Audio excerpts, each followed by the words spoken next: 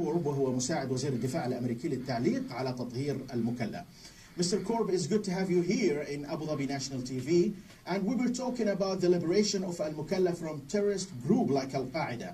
And all the reports that we have regarding Al-Mukalla, it says that 12 hours only took the coalition troops to liberate Al-Mukalla. Now that means the coalition, they have done their homework amazingly, and everybody was took by surprise. Are you surprised so?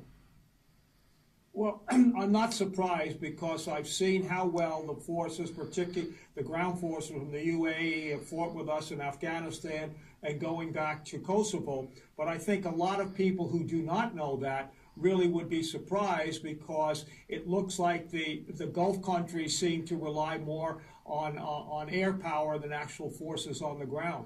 Fine. At this point, Mr. Korb, do you think Al-Qaeda, they will back again and they hit again after this knockout?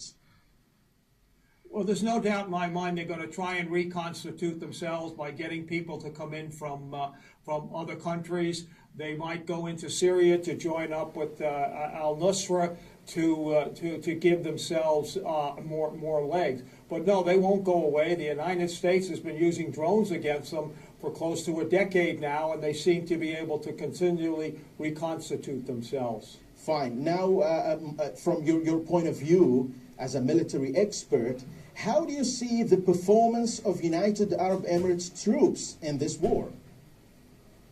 Well, I see it as excellent, and I think it's a very good step in the right direction because if we want to defeat groups like Al-Qaeda and ISIS, it's really going to have to be troops from the Arab and Muslim world, because if you have too many Western troops there, it'll look like it's a struggle against the West and Islam. Fine. Now, the United States of America sent troops to Yemen lately. Any idea about the goal of these forces and how many of them?